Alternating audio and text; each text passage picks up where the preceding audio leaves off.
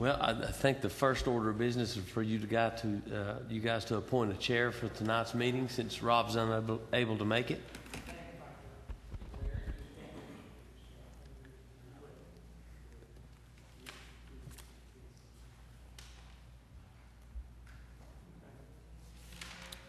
Is everybody in consensus Stan be the chair tonight? Okay.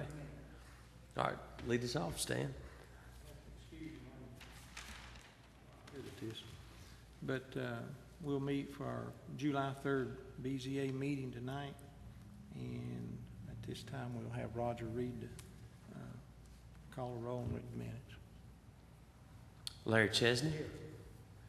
Bruce Stamrow's absent. Stan Hedrick. Here. Rob Walker's absent. Joe Everett sitting in. Here. And we have a new BZA member recently appointed as Brian King. And we have a quorum tonight, Brian. If you wish to participate and vote, you can, and you're more than welcome to. But if you'd like to just kind of fill it out this month, you can as well. On the agenda tonight, we have 2 special exceptions, no appeals, and 1 variance request. What about the minutes from last month? And that's make a motion to approve this written. Second. moving seconds. I'll approve it. All in favor? All in favor? Roger, would you read the special exceptions? Yes, the first special exception is at 4081 Sevierville Road. It's for a bed and breakfast and a special events venue to be located at 272 Sevierville Road. The request is to be placed on 3 parcels, and they are identified on tax map 93, parcels 106.71, 106.72, and 106.73. They're all zoned R1. The applicant has submitted a site plan that indicates that the requested use will be conducted in structures that are already built, which includes a house and a barn. In section 9.2B, you'll find that bed and breakfast as a use that may be permitted as a special exception. It does not mention special events. In the past, special events venues have been approved when they are in conjunction with an approved use. Parking will be what already exists at the house and the barn, along with a grass parking area that's indicated on the site plan. Setbacks are met by all but 1 building, but all the structures are pre-existing structures. The site plan does not indicate buffering, but an evergreen hedge or a privacy fence will be required between this proposed use and any abutting residential uses. I've got a full-size site plan if anybody needs to see it. And I've got a reduced one like you guys received. Is there anyone here tonight in favor of this? Come to the microphone, please. It's my project, so. Okay. Michael Roach. Okay. Oh, I just wanted to say, I mean, we've lived there for since 2007. We initially bought the property. It was part of the old Delosier farm. Of course, it had the dairy barn, the silo, and the farm buildings that are there, and a house that the farmer's son lived in, which we started out living in. We started doing some development there. We've cleaned up the property, cleaned out the spring. It has a nice spring there, a little park area. And we've got just under 10 acres, so we got good driveway access in and out. We have also, in the barn, it's 48 by 85, 2 stories tall. We have already kind of built a little bit of living space inside the barn, about a 1,400 square foot apartment. We have another apartment on the 3rd floor, which is not finished. It's a smaller area, about 400 square feet. The home, we're going to renovate. We're living in the apartment right now, and we're going to take a 3-bedroom house. We're going to renovate it. And possibly in the future, if things take off, you know, we may actually build on to that smaller home to make it more for accommodations. But like I say, we would like to be able to host, you know, like family gatherings, weddings, that kind of stuff on the property. It's well suited for that. You know, we've got a lot of parking area there in the field. We got about probably 5 acres of open field, and then the rest of it's wooded. And like I was saying before, we have a little area down at the spring and the stream. It kind of looks like a little park area, which is very suitable for outdoor events like family reunions and stuff like that. You know, we did host a few little things like that for people at church and our family and stuff like that. So, and we've had some inquiries about future events. So we decided we might just try to go, you know, along those lines to develop it into that. And, you know, being a general contractor myself, you know, and business hasn't been so good, getting close to retirement. So, you know, I'd like to try to venture out and do that on the property if it's accepted. And I can answer any questions, you know, if you have any, at this point. Okay, we may have some later. Okay, thank you. Is anyone else in favor of this project? I have spoken to my neighbors. I mean, they're well aware of, you know, our plans, and, you know, they don't have a problem with two adjacent neighbors, so. Is there anyone opposed?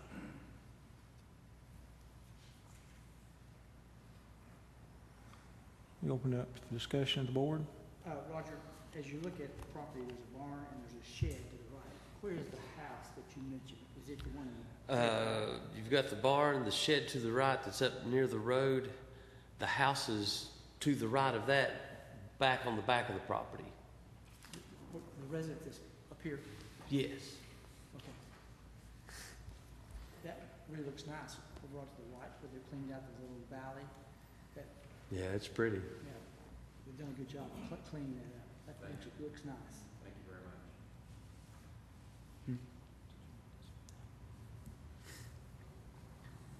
Yeah, did you have any complaints from any of the neighbors? I've not had any phone calls on this. And so the specific thing that we are approving tonight would be what? His request for the bed and breakfast, along with the ability to host special events from time to time. And the reason that he came to our committee was? Why did he have to come to us? Because it's required for a special exception. Because of the event? Yeah.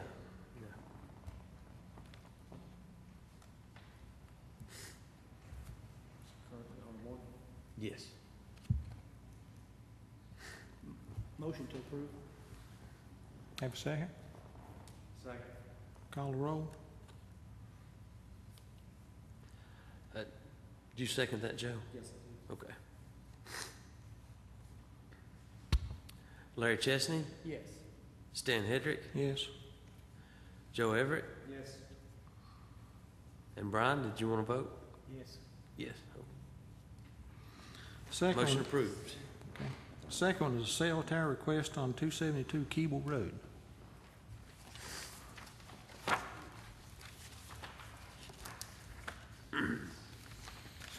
This request is for a cellular tower to be located at 272 Keeble Road. The property is identified on tax map 21, parcel 29, and is zoned R1.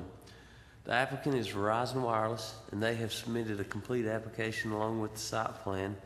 The proposed tower is 190 feet monopole with a 9 feet lightning rod attached to the top. The site plan shows that there is room for additional antennas on this tower. The site plan also shows that setback and separation requirements will be met.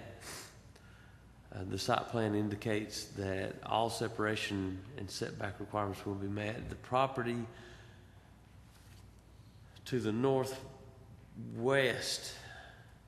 is an agricultural use farm, which requires the 75% of the tower height. And the property to the east of it is likewise a farm that requires the 75%. There is a subdivision to the almost north, exact north of it, which would require this 300% of the tower height separation, which would come out to 570 feet of required setback. And the site plan indicates they've got 660.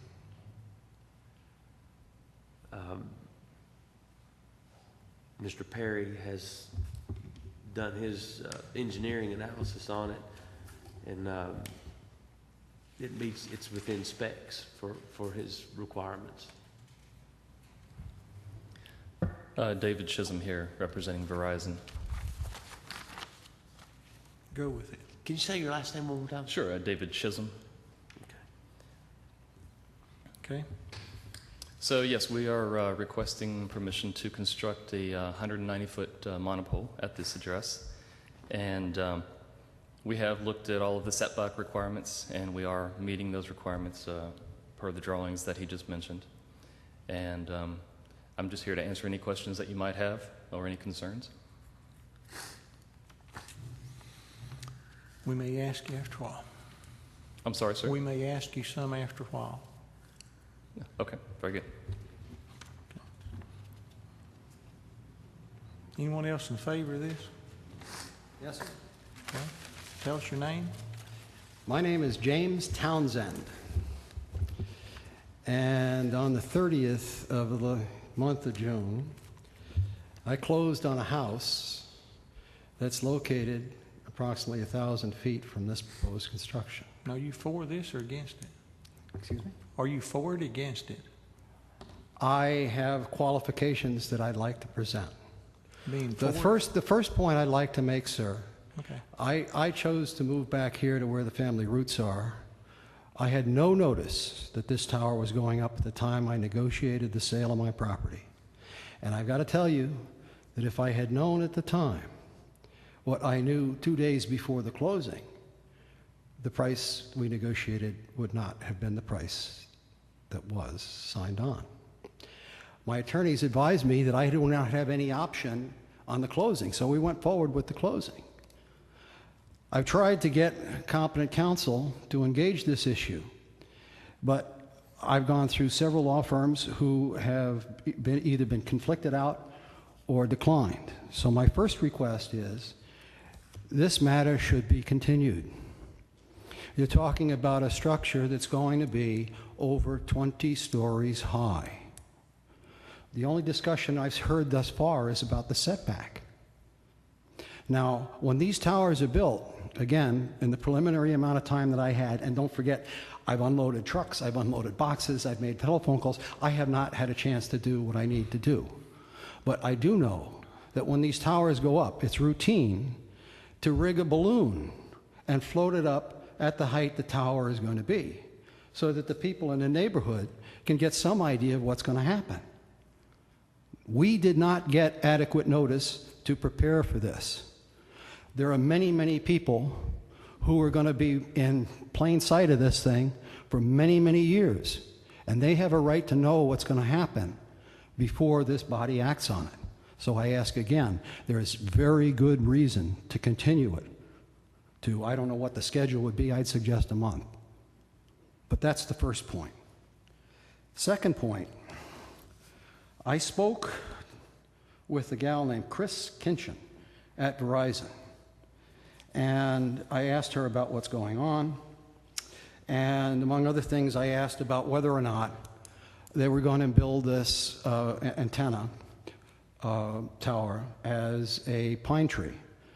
As it happens, there's a place called Townsend up the road. My old family has connections there. Well, when that tower went up, people in the area were concerned about it. That's also in Blount County. But if you go out down there right now, you'll look up at that mountain and you'll see what looks like an old lonely pine tree. But the people at Verizon said, we're not going to do a monopine, we're going to do a monopole because the local ordinances do not require it.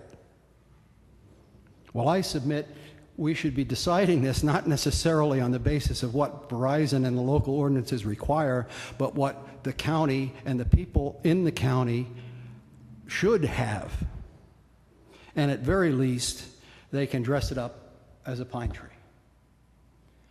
I don't know what the cost is involved, but I do know that, once again, our friend from Verizon and the Verizon company and the people who do their books are going to look down at the end of the month, every month, and they're going to look at their bottom line and see what it makes for them.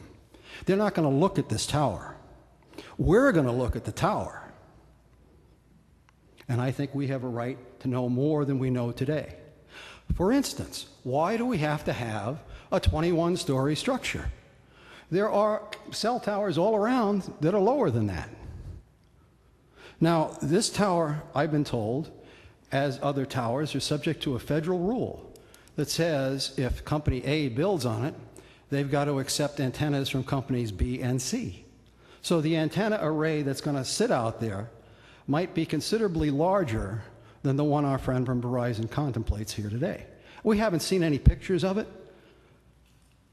I'm also very curious when we talk about Mr. Chisholm having completed his studies, and there are elaborate surveys, obviously soil borings, a lot of information had to be gathered. A lot of time had to be spent on this.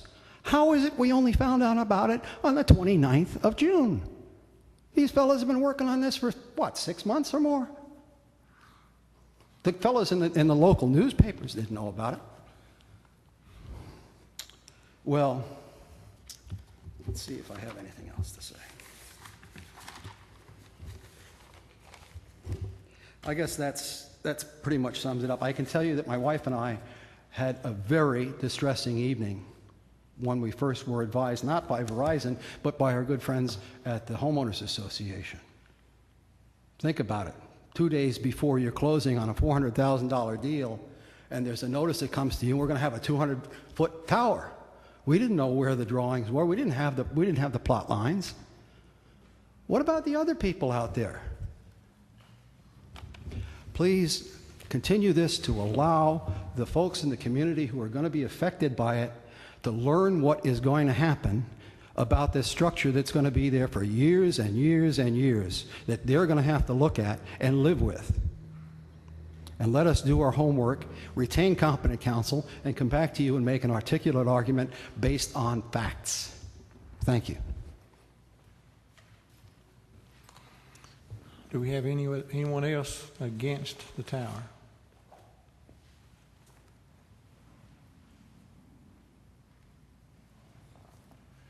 I'm Charlie Cutler. I'm a director on the Homeowners Association for Smoky Hills. Some of the points made, the notice was not done in time. Some of the neighbors never got it because they were sent to the wrong addresses. There was no balloon run up. There was no contact for Verizon at all that they were going to proposing this tower. They did a very poor job of public relations for this tower. Basically, I think they just want to shove it down our throats. Lots of the lots in Smoky Hills are going to be affected. There is phase 2, which the developer is trying to sell the lots. That tower will be in their view from those lots on Rodeo Drive from just about every one of them. The view right now that they have is of the Chilhowie chain of mountains. It's just been done too fast and without neighborhood involvement. You know, we're not trying to say that they can't build the tower, but they should have done their homework and given us more time to meet with them separately and not take up your time doing this now. You know, the Homeowners Association is a known entity. It's been there right along.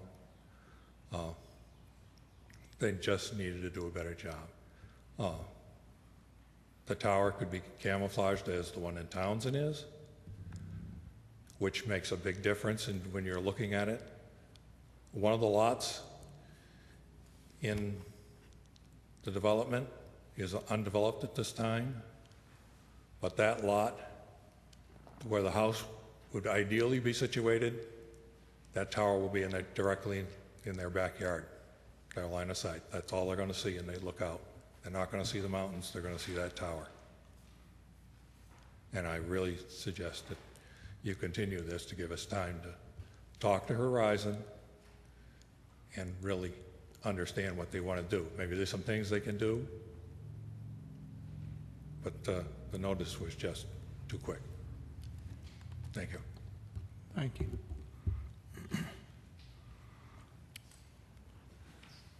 Is there anyone else opposed? Yeah, hi, my name is Pablo Caballero, Charlie's neighbor. I'm one for technology and I don't want to impede their progress. However, I don't think anybody in this room would appreciate a negative investment in their real estate value. That being said, I think we all have cell phones, and if they are going to do something with this tower, I think they should have been a little bit more forthcoming in terms of when it was going to come about. None of us really got any notice.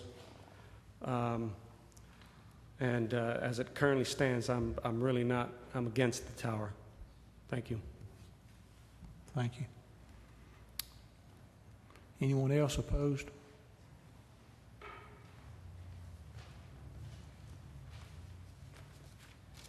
My name's Adam Hinderlot. I live in Smoky Hills. When you look on your site plan, I live in property number 2. My house is going to be closer to this tower than anybody else. According to what they show, it's going to be about 1,000 feet. As I measured it, it's a little bit closer to the fence line than some of the other things that will be visible to me. We just finished construction on our house in December. We've been there about 6 months. And it's going to negatively impact the value of our property significantly. I got notice in the mail yesterday. I found out officially yesterday that this was going to happen. I'd heard talk in the neighborhood, but I just, again, like the others, I don't necessarily think that, I'm not arguing that they should not build a tower. I would prefer it, they have plenty of property, I would prefer it to be a little further from me. Anyway, I just, like everybody else, I wish that we had a little more time to discuss it with the neighbors or Verizon and see if we can't reach some sort of a compromise. Thank you. Thank you. Anyone else?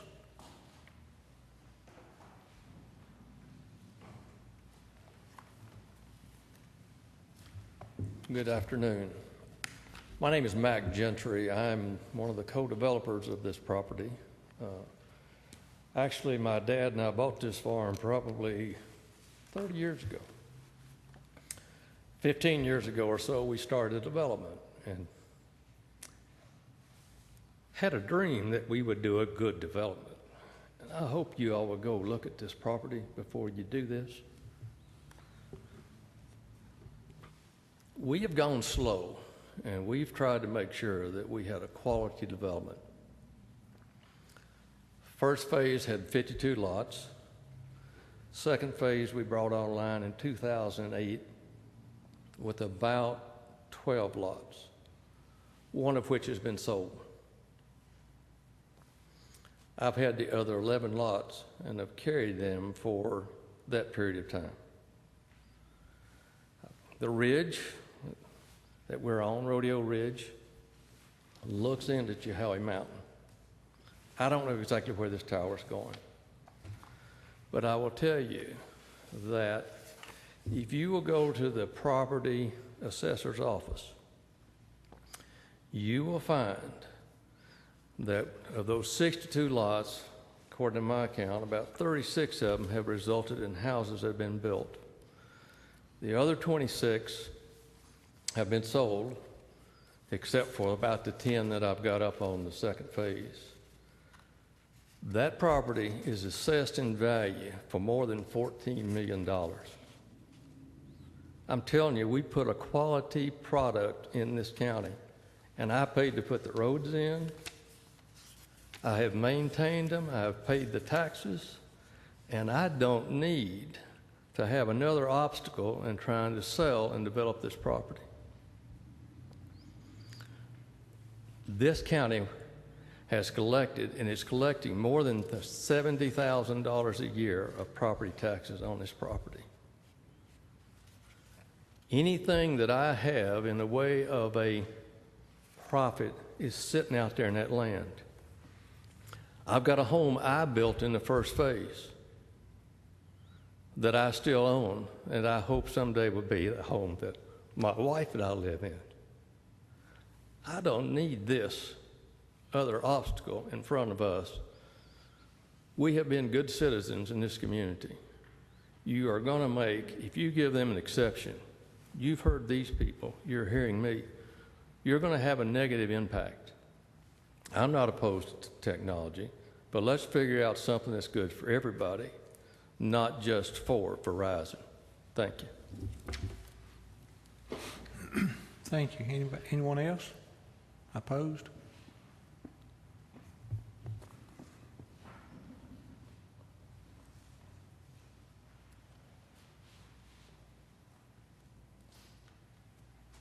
My name is David Tuzinski. I live, I guess, in one of the affected homes. Anybody on 3 Bars Lane right now, they go down to their mailbox and point east, they will see a tower. That tower is 2.5 miles away. So it's not just a local issue. That tower is not 200 feet high. I don't know if there's a tower 200 feet high in Blount County. That's a huge structure. And I have seen these trees up north. You can't believe the number of dishes they put on them. You would think you were at a naval base. I live in a home right now that is probably $70,000 underwater. I haven't had changed my assessed value. I figure it's going to come back. You're making the hole much deeper. The other thing that hasn't been talked about, and I really don't know what it is I don't know if there's a health issue with all of this. I know you folks have a school that's about 3,500 feet away. I know there's a few kids that go there because I see all the buses. And I know there's, if you go online, there's things that will tell you that this is hazardous to your health. It might cause cancer, you know, nervous sinus troubles, all this crap. But it may not. Except if you go back and look maybe 50 years ago, they told you asbestos was okay. They told you mercury was okay.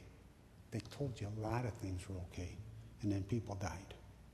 I'm not saying this is the case here. I'm saying for all I know, they want to build a tower big enough so they don't have to build another one. That's fine. Put it in somebody else's backyard. Don't put it in a backyard that has $500,000 homes. And that's what they're doing. It's not a farmland. Our homes are worth $500,000. Don't ruin them. Thank you. Thank you.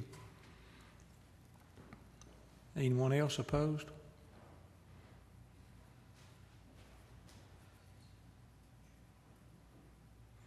If not, we're open to the board for discussion.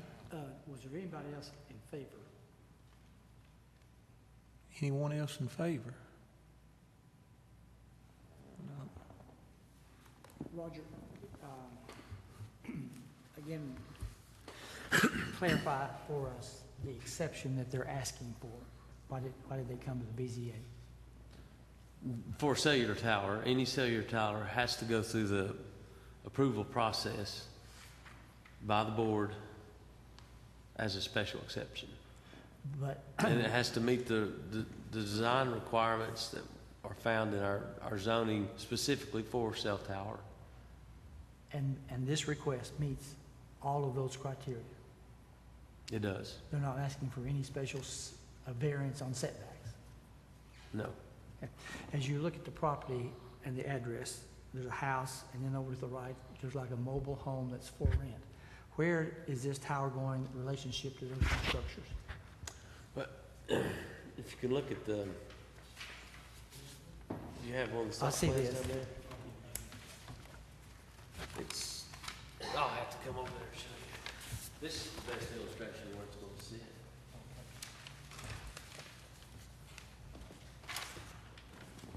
By the way, somebody took your sign down. There's the little farmhouse here, and the barn, and it sits right about back in the middle there.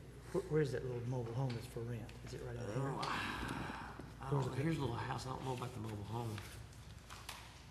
Right there's the, The house. yeah, That- that's the that's the driveway where I address. put the sign up. Okay, so that's the address. Yeah. So it's like, it's a big open field. Yeah. Thank you. Yeah, you keep that. Okay.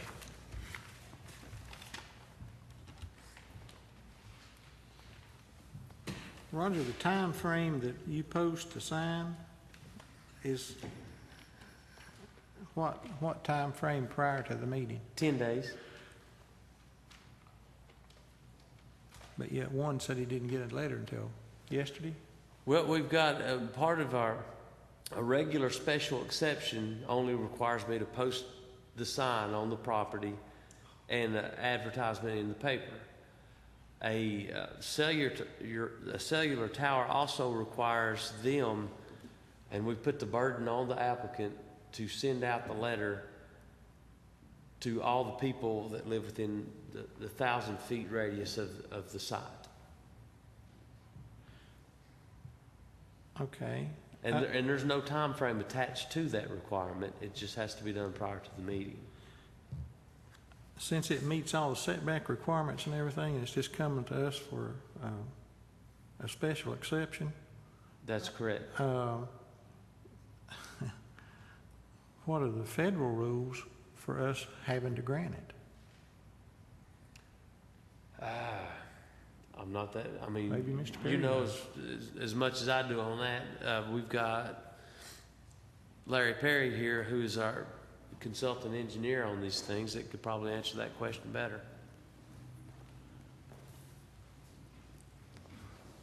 My name is Larry Perry. I live at 11464 Saga Lane in Knoxville, and we've worked with your Planning Commission, zoning appeals for many, many years now.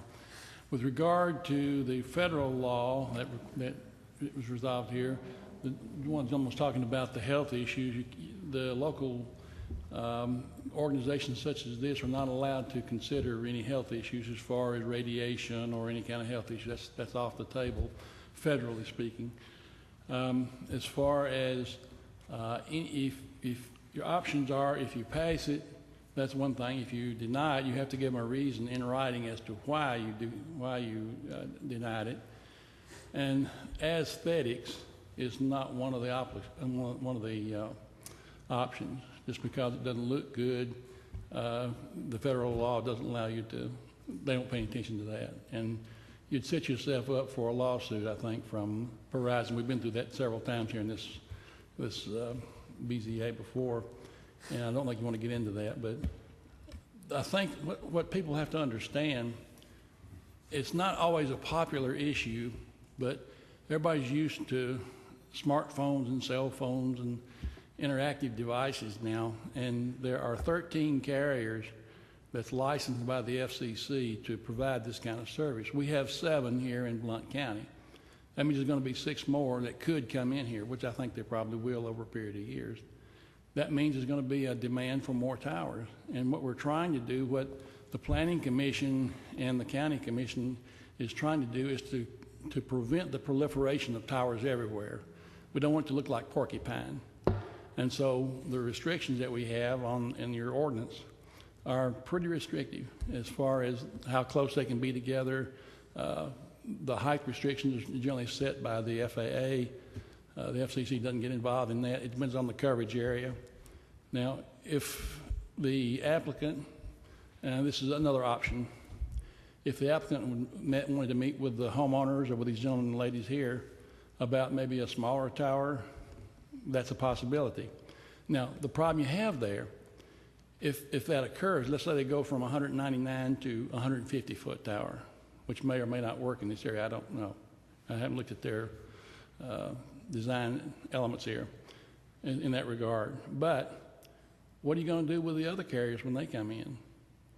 The way your statute reads, the way the ordinance reads right now, anybody that comes in with a tower application in the county,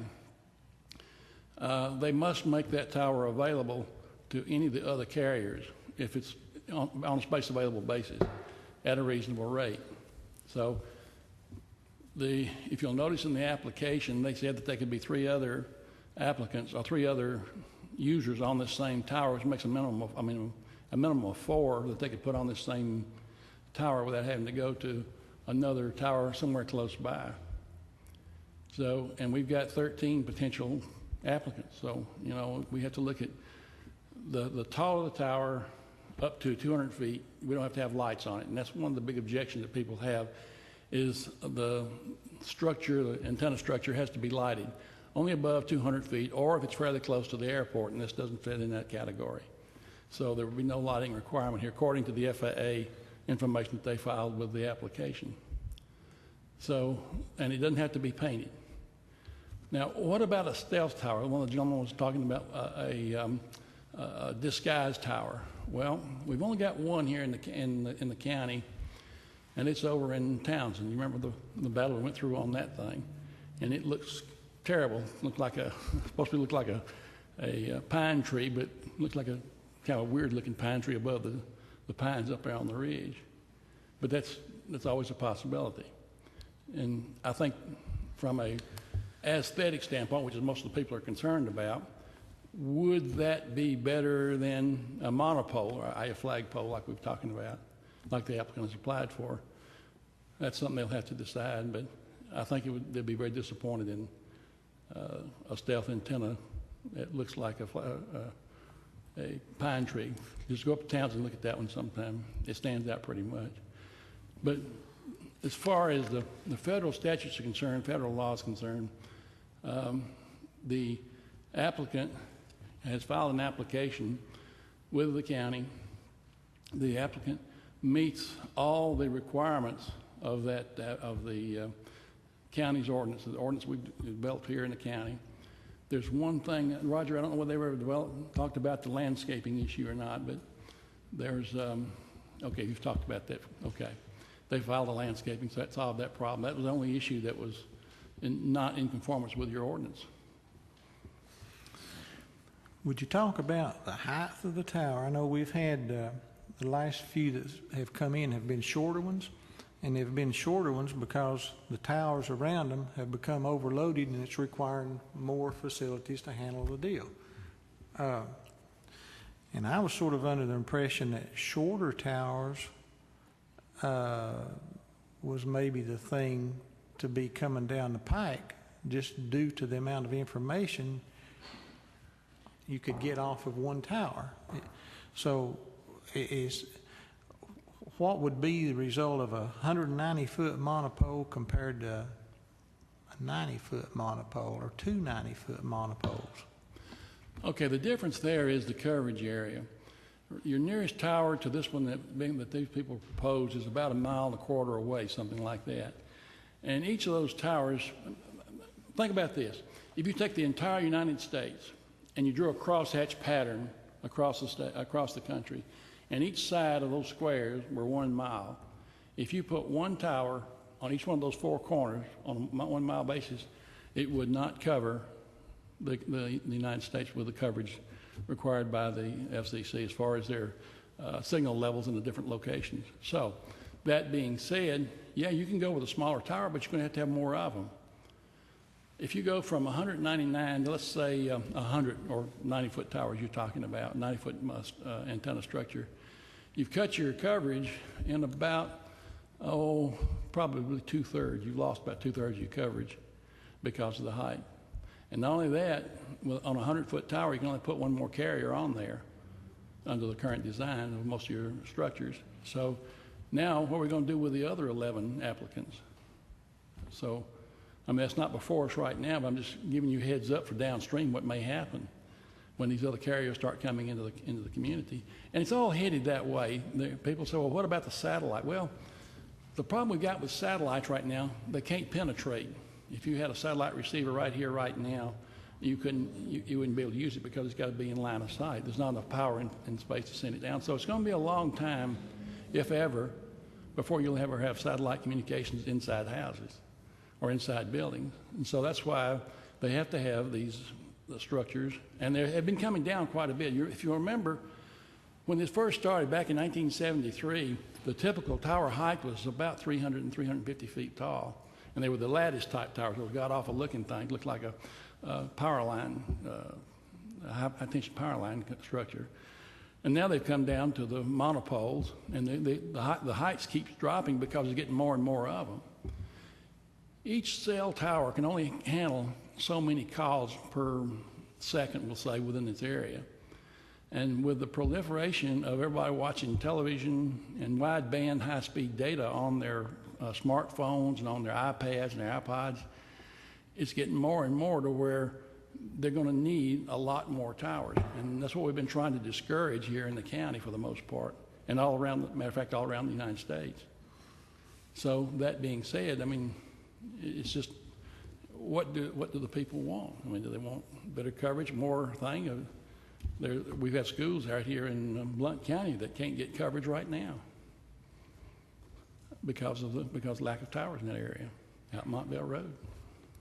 So it's a tough thing. You're in a tough position because you'd like to be able to make everybody happy, and that would be a great idea, but unfortunately, I don't think we can do that all the time.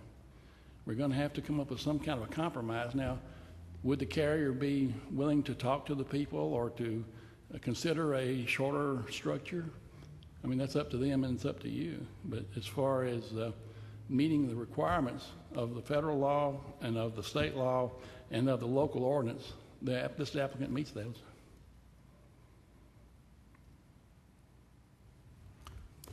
Anybody? From what you said, I'm getting the impression that there is going to be, as time progresses, more and more towers, and the height at this point with the current technology is we're better served by having maybe a taller tower than we would by having multiple smaller ones, and as far as trying to preserve natural landscape beauty of the county, which is what a lot of what these regulations are trying to do. That's correct. Am I correct in that's Absolutely correct. The ultimate goal would really be nice if we ever got to the point to where we could put these antennas on telephone poles around. I mean, that's the ultimate goal, but that's going to be a long, long way out because your coverage is only a few hundred feet then. Rather than right now, from this 199-foot tower, the coverage range of your primary signal is going to be a little over a half a mile radius from the tower. It's not going to be 3 miles. It doesn't work that way. It'll be half mile to 3/4 mile at the most. So if you look at that, there's a mile here, and there's another mile here, and there's another mile here. So we're getting into a situation to where, and with 13 carriers, you only got one talking about you here. You got like 7 in the county already. So it's a tough position for both the members of the public as well as from the life expectancy as far as usage of one of these structures? well, life expectancy of the structure is probably 100 years. I mean, the steel's not unless they're not going to rust out unless something like that. I'm talking about just the structural integrity of, I mean, as far as the technology. It'll be around for quite a while, and how long is this going to be, I don't know.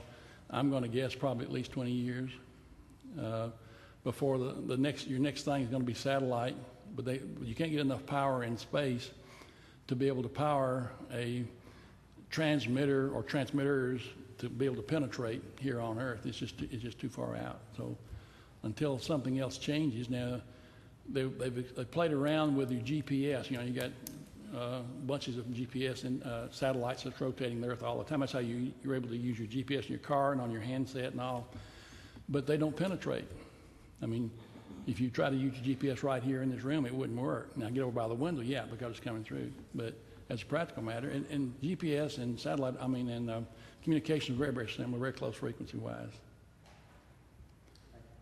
Mm-hmm. Thank you.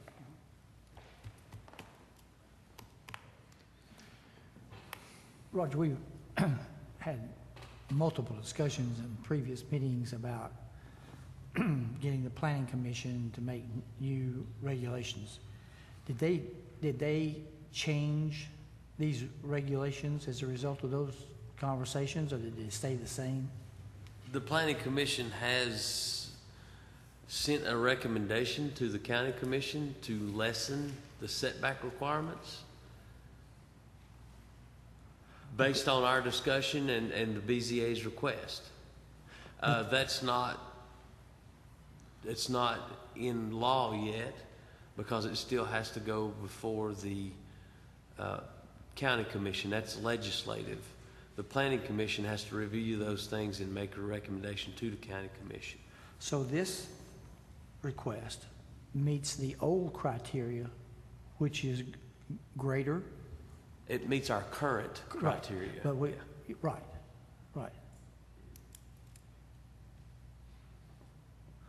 But our discussion wasn't to make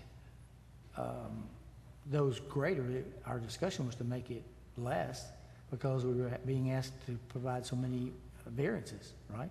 That's correct. Yeah. Let's talk a minute about this. Stanley hinted on it, but what's the probability of us being sued if they meet all the requirements and we don't pass it? I don't know what the probability is, but it has happened, and we've lost.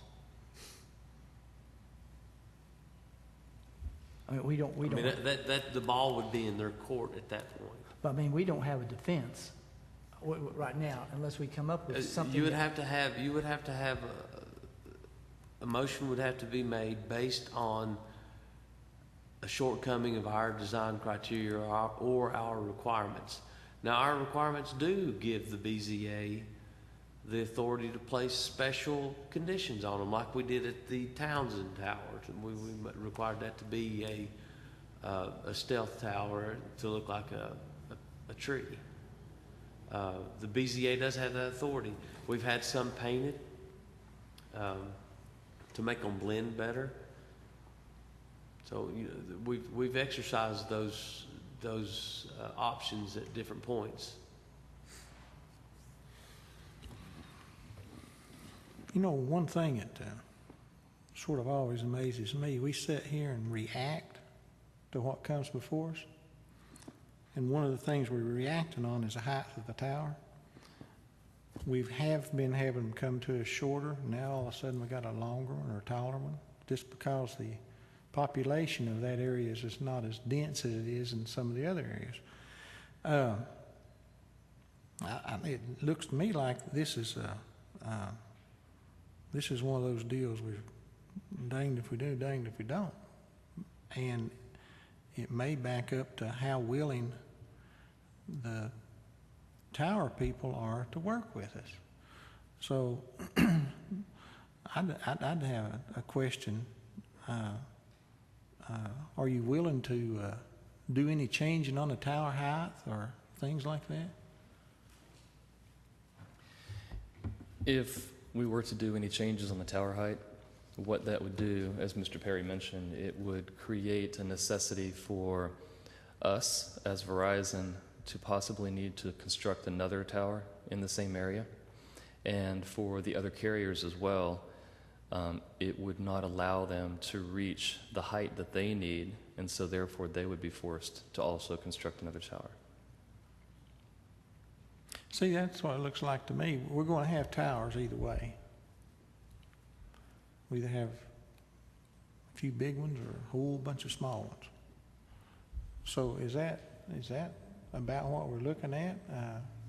The cell phone coverage is going to have more and more requirements, which requires more and more towers.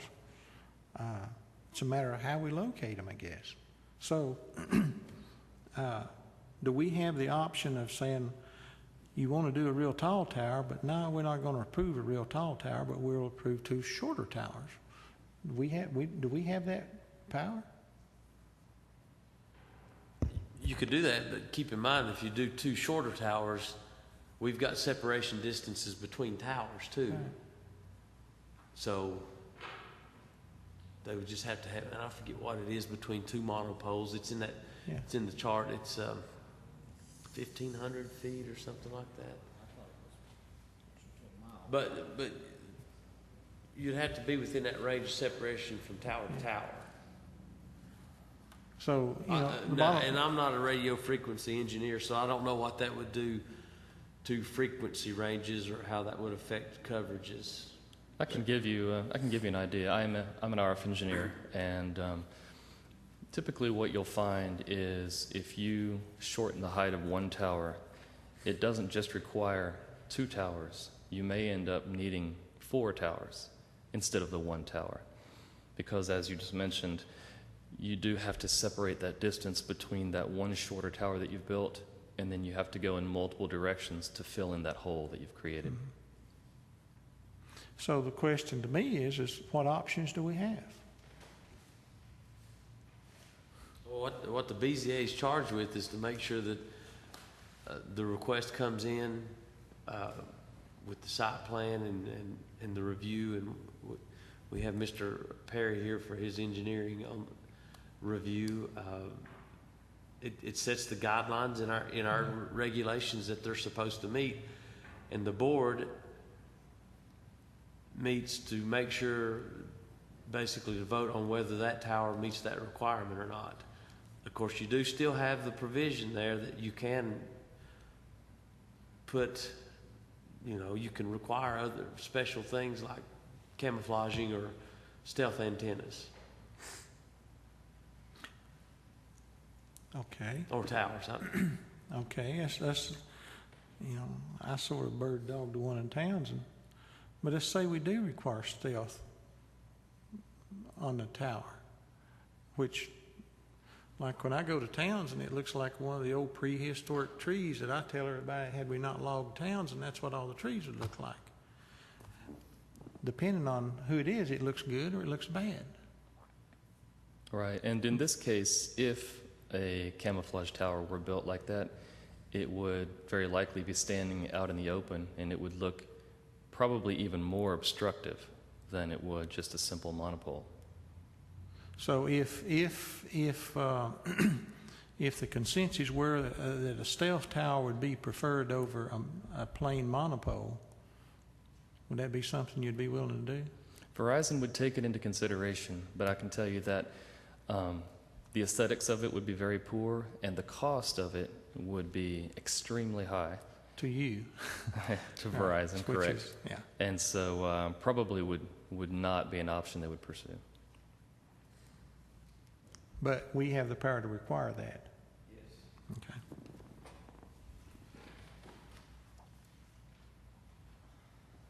Any other discussion? Two things.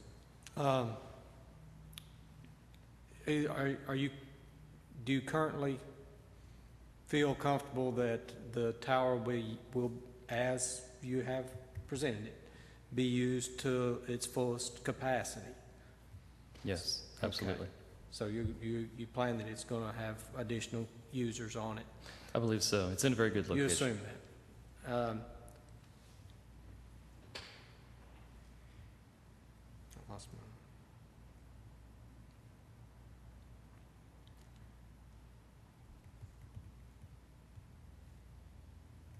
I'm sorry. Is this a Verizon tower or an independent tower that's going to rent space out? It is Verizon.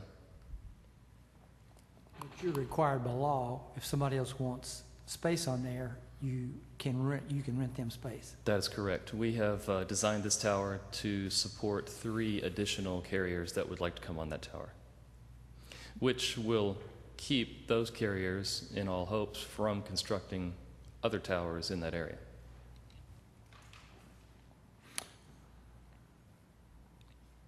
Okay.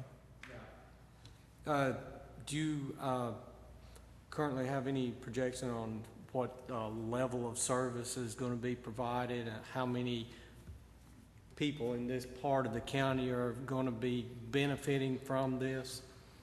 I do, to an extent. What I did have was I had our engineering team run plots of the coverage of the areas. I saw that. You did see this? Yes. So one, as you've seen, shows it without the tower, which would be on my left, on your left, sorry, and on the right with the new tower. Basically what you see is in this area here with the new tower, this is the coverage area of the new tower, which, in addition to coverage, is providing the capacity.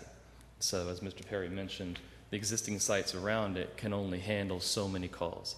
So even if someone could make a call out there currently, because of so many people and so many users being on the network at the same time, they wouldn't be able to in this area.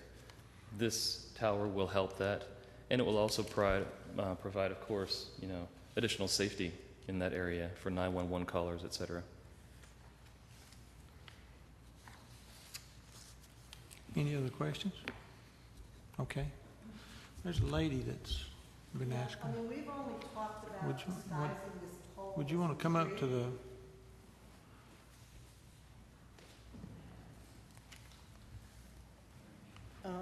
I'm Yvonne Cutler, and I live in Smoky Hills also. We've only talked about possibly disguising this pole as a tree. There are many websites that show all the different ways these poles have been disguised.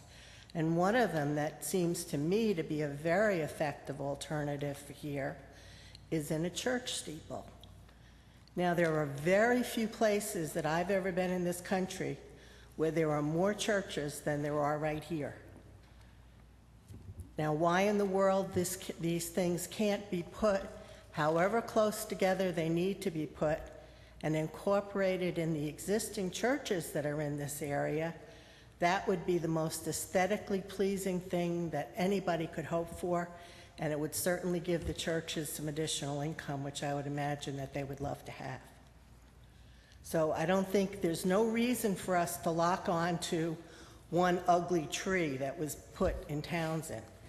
There are many alternatives. I saw lighthouses. I saw beautiful stained glass artistic pieces of work. I mean, I can give you websites if you'd like to look at these things. But why not a church steeple? Incorporated right into the steeple, nobody sees a thing. To me, that's perfect. So please don't lock on to a tree, because there are many alternatives. If I may, Mr. Chairman. yes, sir. We've heard an awful lot said since I spoke earlier, and I apologize for coming back to you, but I've got to point out, what I said earlier was, we need time to do proper homework to present good evidence for you. You've heard an engineer from Verizon. Of course he's going to tell you what he's told you. There are other engineers out there, and it's kind of like accountants. A good accountant, you know the story. There are other engineers. There are engineers that we can bring forward that can discuss. We've had somebody, at one point he says, if you can't build a high tower, we might have to build another one. Then a little ways later on he says, you might have to build 4. Nobody's had any discussion. Nobody has said anything about what alternative sites were considered. When were those sites considered? By whom? What engineers came forward to work with them? Mr. Chairman, we need more time. You need more time. The whole reason that these things come up for special exceptions is that the people of the county want their interests looked after. Verizon's here, I understand they want to make money. There also was a time years ago when folks like you had to make decisions about whether or not we were going to hang telephone lines for each of the many, many, many telephone companies. And one of the reasons it went to a utilities model was that it was impossible to run enough telephone lines or telegraph lines or electric lines. So maybe we've got the wrong model here. This is, again, we have to do some homework. And then we're told, well, right now, used to be the towers were 300 foot high, now they're going to be 200 foot high. Later on, they might be lower. Well, that's nice. Maybe there's evidence out there that we can use instead of opinion. You have people before you right now who are hurt by this. We did not get adequate notice. It's not a mistake that this hearing was brought to you on the 3rd of July. It's not a mistake that these notices didn't go out earlier. It's not a mistake that Verizon didn't consult with us. It would be a mistake, I submit to you, if you go ahead and approve this without giving us a chance to do our work. Thank you. Is there any other discussion? What is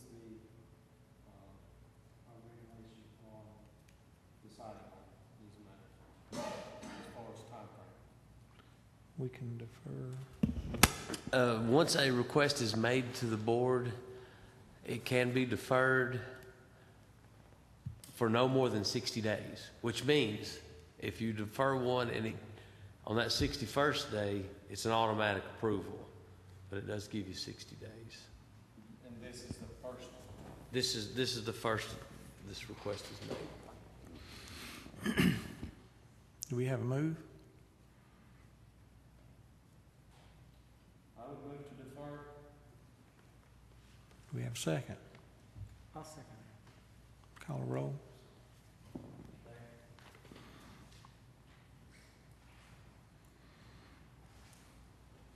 Ryan, for the time being, I moved you up to the top. So, Brian King, I agree to defer. Larry Chesney, it. Yes. Stan Hedrick, Yes? Joe Everett. Yes. Motion to defer to next month's meeting. Okay, it'll be on the agenda for next month. It will be on the agenda. Yes.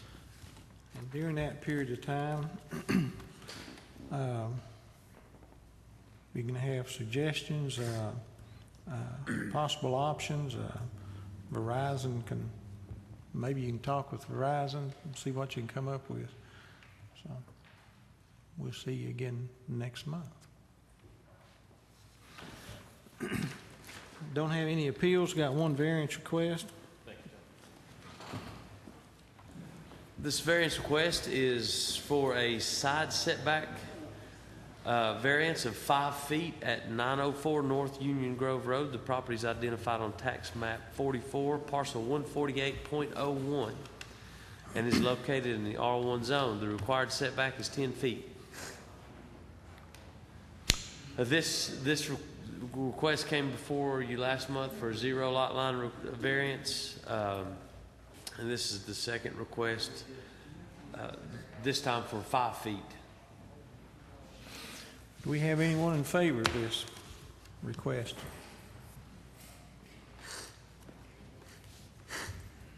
Yeah, I'm Kurt Carvinen. I own a property there. And Your name again? Kurt Carvinen. And my garage is right on the property line now. I'm asking for a variance of 5 feet so I can just move the wall in 5 feet. I have a very narrow lot. I can't move the garage over any further the other way because of my septic field. So I'm kind of stuck, you know. I can move the wall in 5 feet and hope that'll make everybody happy. You know. I tried to buy the piece of property, as you remember, and they wouldn't offer me a reasonable price, you know. So I'm just asking for them. If you please give me a setback of 5 feet. Thank you. Do we have anyone in opposition to this variance? Yes, come up to the front, please. Yes, sir. Tim Levan. We are the current property owners that are disputing the property line setback. Excuse me. The garage is currently over the property line by inches, which we have a detailed survey that shows that, and that's all I really need to say. Thank you. Okay, thank you. Discussion by the board? Yes. The couple that on the left initially had a fence that's 5 feet off the property line. Now there's a new fence that, it's a wooden fence, looks like it's on the property line. Is that correct? Yes. So what that says is that you're proposing to take as you face it, the left-hand side of your garage and move that wall 5 feet to the right, which almost puts it at the door of the garage. Now, does that mean that they have to move the concrete slab also, or just the vertical wall? Just the vertical wall above 30, any structure that's 30 inches or greater has to meet that requirement. Concrete slabs, we don't even permit those, require those, like for driveways or anything like that. So if the garage wasn't there, the concrete slab could be 0. It'd be fine. But what this says is he's moving it 5 feet to the right of his current wooden fence. 5 feet from the property line, yes. Well, Yeah. is there any question? I don't know if the wooden fence is exactly on the property line or not. So. Okay. Yes, it is 3 inches on the inside. If you look down the fence, you cannot see my garage. You know, if you look down, I took it 3 inches on my property. If you look down the fence line on my neighbor's side of the property, you cannot see my garage at all. Okay. How are you gonna move your building? Or are you just gonna cut part of it off? Yeah, I'm gonna move the wall inside. How are you gonna do the roof? The roof, according to the law, all I have to have setback is the wall itself. Anything over, hanging, that doesn't matter. Even if it's on the other guy's property? It doesn't matter. I guess I didn't understand that part.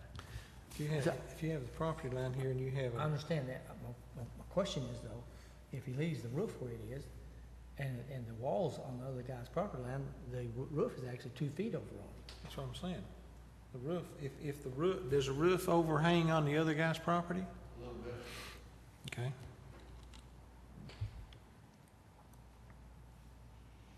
Then that's still his space. Not according to law. Because they go by the vertical wall.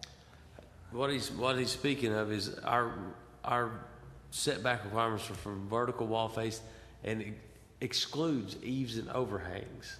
On their own property or any property? Oh, See, that's a different. it that's a excludes whole eaves and different- overhangs. Now, he may still have a legal battle as far as a property line dispute, but for our setback regulations, it's only vertical wall face. My concern is that if he works on his roof, he's on the neighbor's property. I'm not saying he wouldn't have a legal issue there. I'm just saying it wouldn't be with us. You have a legal right to work on your fence. You have 3 foot of your neighbor's property. If you want to maintain or build a fence. So it would be the same thing, right? You know what I'm saying? You can go on your neighbor's property, you have 3 feet to paint your fence, the installation of the fence, or anything like that. Roger, is that correct? I have no idea. Yes, I looked up online. Well, see, that's the reason we have setbacks.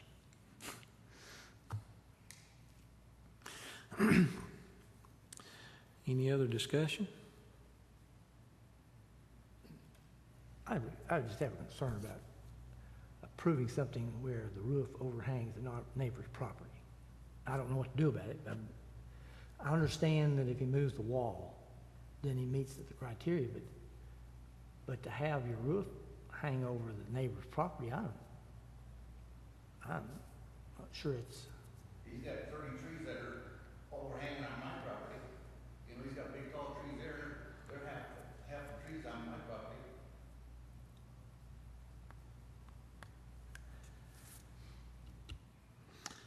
If, just a hypothetical, let's say that we didn't approve this for a 5-foot setback, and you got to stay for a 10-foot setback, what happens? That's a legal question there. I have to talk to my lawyer about that. I have to go find out what else, what other things I can do, you know. You couldn't let your roof overhang 10 feet, could you? You have 3 feet to work on your fence, so, you know what I'm saying? I'm sure it's been brought up before, I'm sure this has happened before. I couldn't find anything online about it. Is there any other discussion? Do we have a move? Can we just talk a minute? Yeah. Do you guys understand my concern about having somebody's roof hanging over somebody else's property? Well, if I own a piece of land, I own it straight up. Yeah. trees or? That's God. God. I mean, God put those there. I didn't, man-made didn't. That's as long as it is the vertical wall of the property, that's the law. I think that's assuming you're on your property. I got a problem with it. I make a motion to decline. My big thing is this, initially, you know, did you go with the survey? No. Initially, you know, if you're gonna do something, when you're gonna build something, that's why we have surveys, you're gonna know. No guessing, you know where the property line is. You know, that's your responsibility, that's yours. That's my thing about it, is knowing where the property lines are before you start doing something, you know. I'll repeat my motion. I'm not comfortable with this hanging over somebody else's property, so I make a motion to decline the request. Roger, call a roll.